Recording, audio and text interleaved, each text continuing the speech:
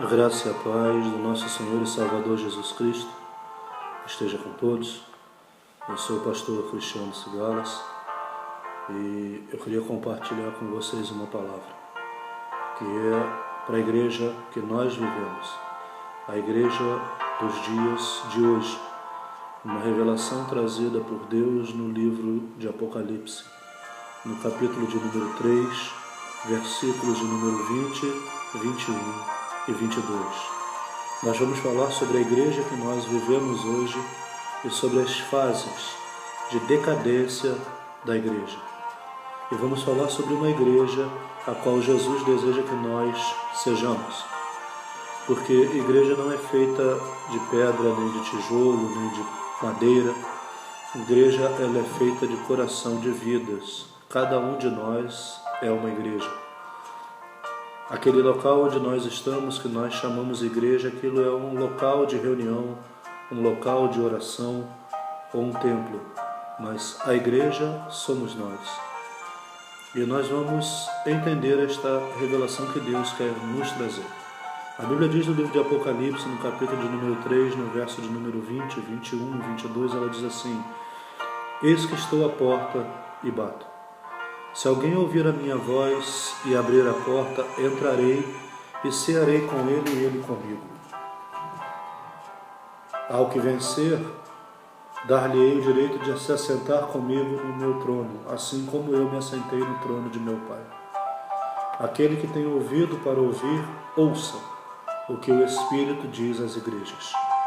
Isso não é para quem está do lado de fora da igreja, nem para aquele que nós colocamos como ímpios, que não aceitaram e confessaram a Jesus como seu Senhor e Salvador, ou para os gentios. Isto é para nós que somos igreja. É um perigo ao qual nós corremos, de entrarmos nesta decadência, até chegar à nossa morte. E esta morte é espiritual. Ou viver a igreja que nós vivemos hoje. Nós podemos fazer a escolha. A Bíblia vai dizer no livro de Apocalipse, a partir do capítulo 1, que João ele é levado para a ilha de Patmos pela pregação da palavra de Deus e pelo testemunho. Já ministramos uma palavra no YouTube a respeito disso. E vai dizer que ele tem uma visão e que Deus manda que ele escreva as 7 igrejas da Ásia. E essas igrejas, elas são Éfeso, Esmirna, Pérgamo, Tiátira, Sardes, Filadélfia e Laodiceia. São as 7 igrejas da Ásia, igrejas que nós passamos por esse tempo. A primeira igreja, a igreja de Éfeso, a Bíblia vai dizer que Jesus ele diz assim: tenho, porém, contra vós que deixaste o teu primeiro amor. Uma igreja que perdeu o amor. E ainda existem igrejas, nós às vezes ainda vivemos nesse tempo. 2 passagens na Bíblia, o livro de João, no capítulo 5, que fala do paralítico do tanque de Betesda, que diz que ele estava num local que era grande, uma igreja grande, um local de fácil acesso, um local que estava lotado e um local que havia milagre. Mas a Bíblia diz que ele estava ali há 38 anos e ninguém o ajudava. Mas como? Porque o próprio Jesus chegou para ele e pergunta algo para ele. E ele diz assim: não tenho ninguém que me leve até o tanque.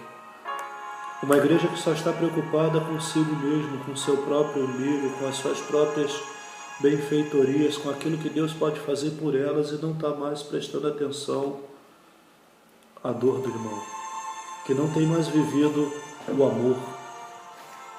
E a igreja, quando perde o amor, ela vai perdendo uma sequência de coisas. Porque perder o amor significa perder a sua essência. Porque a Bíblia diz que Deus é amor. E quando se perde o amor, se perde Deus. A Bíblia vai dizer que ele não tinha ninguém para jogá-lo naquele tanque. E ele ainda vai dizer mais: e toda vez que ele ia, alguém chegava na minha frente. Ou seja, uma igreja que não está medindo esforços para passar na frente do outro. Uma igreja que não está medindo esforço para roubar a bênção do que é dos outros. Uma igreja que tem procurado posição. Uma igreja que tem procurado ostentação, onde o amor ficou de fora, como a parábola do bom samaritano. A Bíblia diz que aquele homem caído veio um sacerdote e passa de largo. Assim também veio um levita e passa de largo, ou seja, viram a dor daquele irmão, podiam ajudar, mas não ajudaram. E a palavra de Deus ela vai dizer que aquele que pode fazer o bem e não faz, comete pecado. Se o amor ficou para trás, a essência de tudo ficou para trás. Jesus de Nazaré ficou para trás, porque Deus é amor. Mas a Bíblia vai dizer que havia um povo remanescente neste lugar, na igreja de Éfeso. E ainda existe um povo remanescente que tem amado, que tem vivido, que tem aberto mão da sua própria vida para satisfazer a outros. Embora na maioria das vezes talvez esse povo não seja cristão. Talvez os testemunhos não estejam mais nas mãos dos cristãos, estejam na mão de outras religiões. Mas nós não estamos falando de religião, nós estamos falando de Jesus de Nazaré. Jesus Cristo ele não é católico, ele não é espírita, ele não é evangélico. Jesus Cristo é Senhor e Salvador de todo aquele que nele crê e que confessa o seu nome. Esse é Jesus de Nazaré. É o Jesus que nós estamos ministrando sobre ele agora.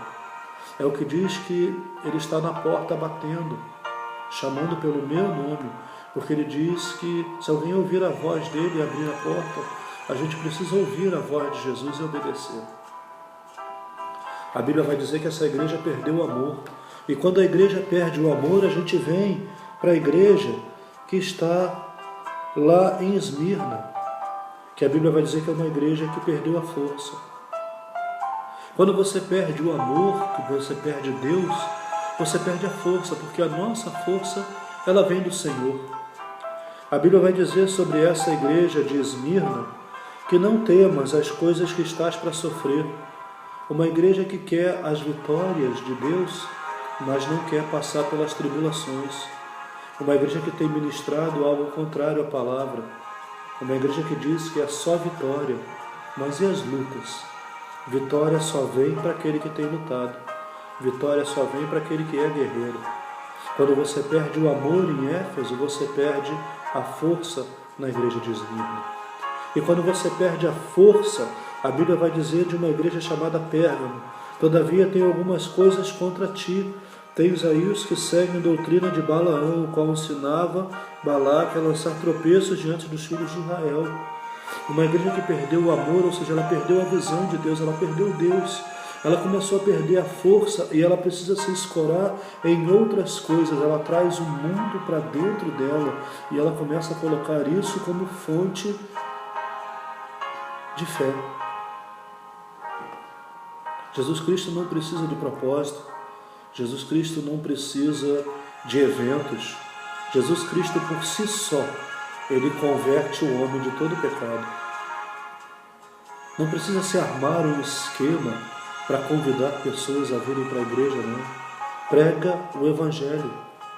Jesus de Nazaré é quem chama. A Bíblia diz no livro de Atos dos Apóstolos, no capítulo número 42, no capítulo 2, no verso 42 em diante, que todos perseveravam na doutrina dos apóstolos, na comunhão, no partir do pão, nas orações, e todos depositavam tudo que tinham nos pés dos apóstolos e ninguém passava necessidade. E Deus acrescentava aqueles que iam de ser salvos. Quem acrescenta é Deus. O que nós temos que fazer é não perder o amor, perder Deus, nem perder a força, continuar crendo que nós vamos vencer, porque somos mais do que vencedores, e não colocar outra doutrina, deixar o profano entrar dentro da igreja, trazer o mundo para dentro da igreja. O mundo não pode entrar na igreja, porque aquele que se faz amigo do mundo se torna inimigo de Deus. Mas aquele que se faz amigo de Deus se torna inimigo do mundo. A Bíblia vai falar sobre uma outra igreja, chamada Tiatira. E essa igreja, ela vai perder a santidade. Porque quando você perde o amor, você perde a força. Você perde a força, você se torna profana. Você traz outras doutrinas para dentro e confunde as doutrinas. E quando você se torna profano, você perde a sua santidade. A Bíblia vai dizer: mas tenho contra ti que toleras a Jezabel, mulher que se diz profetiza. Com o seu ensino ela engana, enganando a muitas pessoas com falsas doutrinas, com uma igreja de oba-oba, com uma igreja de prosperidade, com cultos de prosperidade, de portas abertas, de chave aberta. Jesus ele pode fazer tudo isso, mas o grande momento, o grande motivo de nós estarmos com Jesus é pela nossa salvação. O bem maior que Jesus tem para dar na minha vida e na tua vida é salvação. Não podemos mudar esse propósito. Deus quer que nós moremos com Ele eternamente no céu. E para isso nós precisamos não perder o amor, não perder a força, não deixar nos tornar profanos, nem perder a nossa santidade. Santo não é aquele que não peca.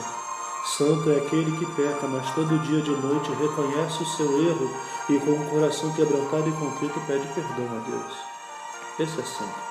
A Bíblia vai falar de uma quinta igreja chamada Sardes, e ele vai dizer que tens aparência de que está viva, mas está morta. É como um sepulcro caiado, bonito por fora, mas por dentro é podre. Uma igreja que Jesus vai dizer assim: hipócritas, limpai o exterior do prato, mas o seu interior está cheio de rapina.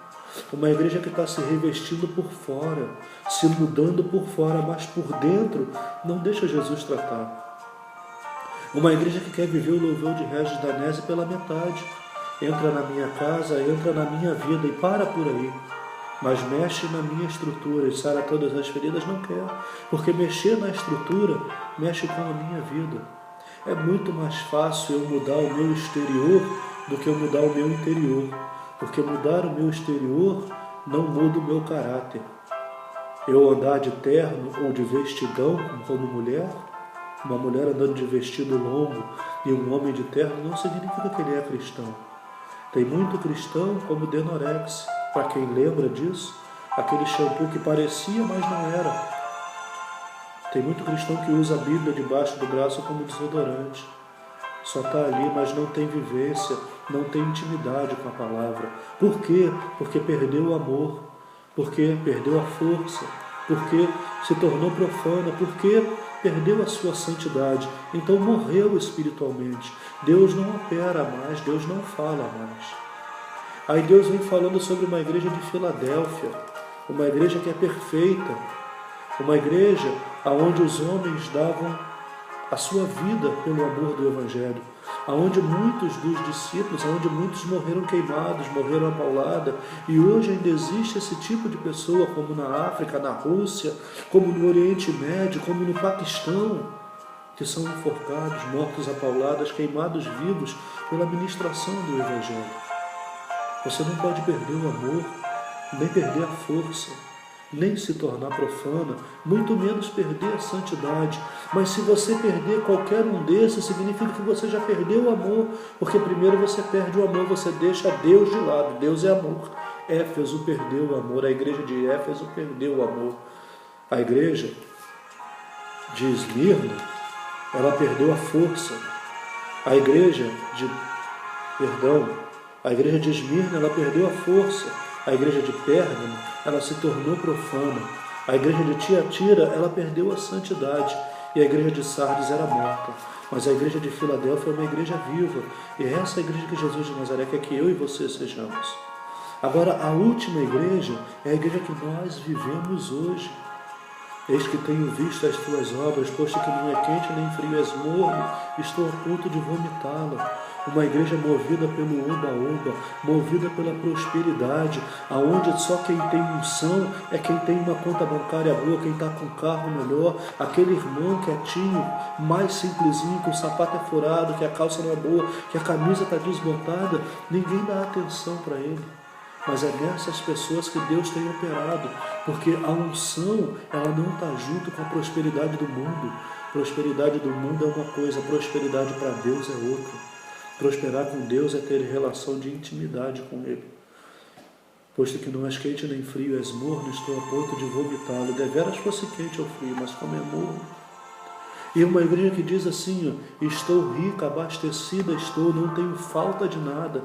Uma igreja onde você liga a televisão hoje, você vê templos vultuosos, pessoas dando testemunho de que tinham um carro e hoje tem 2, 3 importados, que tinham uma casa e hoje tem 3 apartamentos, aonde o evangelho de Jesus é: eu tinha 2 pães e hoje eu só tenho um porque Jesus de Nazaré me ensinou a repartir.